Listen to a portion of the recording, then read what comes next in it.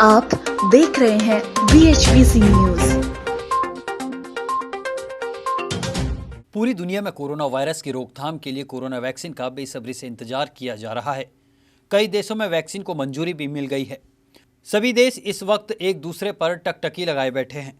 विश्व स्वास्थ्य संगठन ने फाइजर और बायोएनटेक की कोरोना वायरस वैक्सीन के इमरजेंसी इस्तेमाल की इजाज़त दे दी है। मंजूरी देने के बाद WHO ने कहा कि वह दुनिया भर में स्थित अपने क्षेत्रीय कार्यालयों के जरिए वहां के देशों से इस वैक्सीन के लाभ के बारे में बात करेगा। संयुक्त राष्ट्र की इस संस्था की मंजूरी मिलने के बाद अब दुनिया भर के देशों में फाइजर की कोरोना वैक्सीन के इस्तेमाल का रास्ता खुल गया है और अब भारत में भी टीकाकरण की प्रक्रिया शुरू होने की उम्मीद है। वहीं भारत के सीरम इंस्टीट्यूट की एस्ट्राजेनेका कोविशील्ड वैक्सीन परीक्षण के दौर से गुजर रही है और इसके आपातकालीन उपयोग के लिए भारत सरकार से अनुमति मांगी गई है। अगर भारत में टीकाकरण शुरू हुआ तो पड़ोसी देशों को भी इससे फायदा पहुंच सकता है। वहीं एक वक्त कट्टर भारत विरोधी नेता कहे जाने वाले नेपाल के माओवादी नेता पुष्पकमल दहल प्रचंड ने भारत से मदद मांगी है। नेपाल कम्युनिस्ट पार्टी के अध्यक्ष रहे प्रचंड इस समय प्रधानमंत्री KP शर्मा ओली के खिलाफ सड़क पर आंदोलन कर रहे हैं। एक टीवी इंटरव्यू में प्रचंड ने कहा, नेपाल के लोकतांत्रिक प्रक्रिया और शांति प्रक्रिया में भारत का भरपूर योगदान था, लेकिन भारत अभी मौन है। मैं आग्रह करना चाहता हूं, भारत हमें सहयोग करे।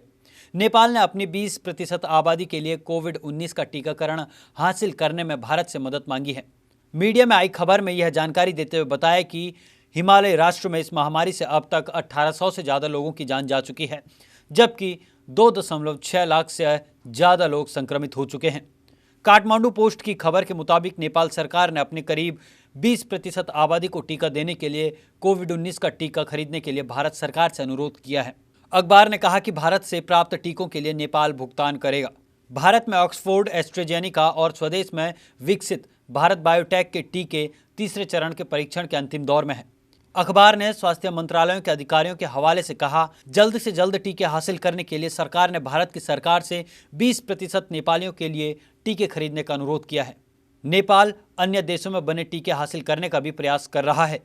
नेपाल कोविड-19 वैक्सीन एडवाइजरी कमेटी के कोऑर्डिनेटर डॉक्टर श्यामराज उप्रेती ने कहा है कि अलग अलग देशों और कंपनियों के करीब 15 वैक्सीन प्रदाता तीसरे फेज के ट्रायल से गुजर रहे हैं।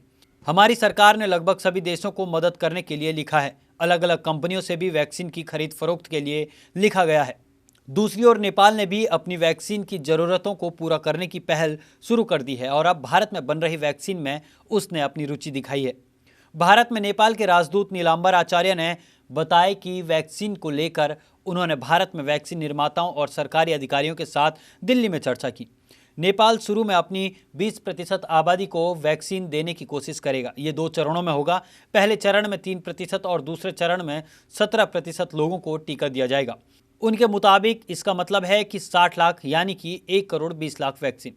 आगे उन्होंने कहा कि हमें उम्मीद है कि हमारी प्रारंभिक जरूरतों को भारत से पूरा किया जा सकेगा। यह सब एक साथ नहीं होगा। एक बार उत्पादन शुरू होने के बाद स्थिति साफ होगी। वैसे भी नेपाल को वैक्सीन के लिए बहुत दूर नहीं जाना पड़ेगा। ऑक्सफोर्ड यूनिवर्सिटी एस्ट्राजेनेका वैक्सीन का निर्माण भारत में सीरम इंस्टीट्यूट में किया जा रहा है। दोनों खुराक की कीमत लगभग 1,500 रुपये है। पिछले महीने भारत ने नेपाल के लोगों को आश्वासन दिया कि वैक्सीन के टीकाकरण के मामले में भारत नेपाल की पूरी मदद करेगा। अपनी नेपाल यात्रा के दौरान भारत के विदेश सचिव डॉक्टर हर्षवर्धन ने काठमांडू में कहा था, मैं नेपाल की जनता के लोगों को भरोसा दिलाता हूं कि जैसे ही कोरोना वैक्सीन बनकर बाहर आएगी, नेपाल के लोगों की ज़रूरतें हमारी प्राथमिकता में शामिल रहेगी। Bureau report, BHBC news. रोज की ताज़ा खबरें सुनने के लिए सब्सक्राइब करें BHBC न्यूज चैनल। साथ ही रोज के नोटिफिकेशन जानने के लिए दबाएं बेल आइकन। साथ ही हमें अपनी राय देने के लिए हमारी वीडियो पर कमेंट करके बताएं और वीडियोस को लाइक और शेयर करना बिल्कुल ना भूलें। आप देख रहे हैं BHBC न्यूज।